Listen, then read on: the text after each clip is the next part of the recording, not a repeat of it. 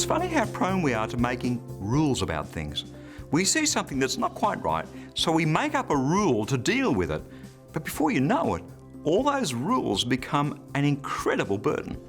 Hi, I'm Bernie Diamond, and welcome to today's episode of Fresh. One of the easiest things for us to do is to turn the gospel of grace into a bunch of religious rules. Let me give you an example. Just after I became a Christian, I decided that I needed to be baptized.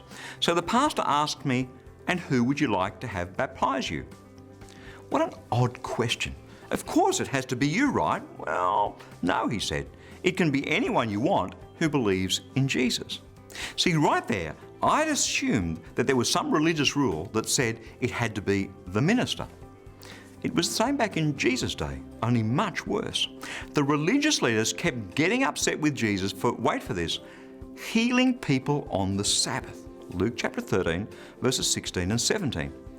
This woman that I healed is a true descendant of Abraham, but Satan has held her for 18 years. Surely it's not wrong for her to be made free from her sickness on a Sabbath day. When Jesus said this, all those who were criticizing him felt ashamed of themselves, and all the people were happy for the wonderful things he was doing. I mean, that's crazy, right? This woman has been healed after 18 years, and these religious nutters are worried about the fact that it happened on the Sabbath? Seriously? Come on, how easy is it for us to do the same? To make up religious rules, one, then another, and before you know it, the gospel of grace, the freedom that Jesus came to bring us, are now nowhere to be seen. Stop making up silly rules. That's God's word. Fresh for you today.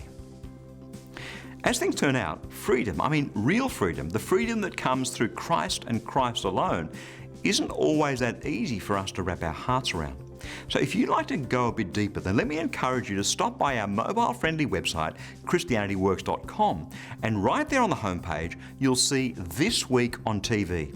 You can watch this week's half-hour television program for some more in-depth teaching from God's Word. Again, that's christianityworks.com.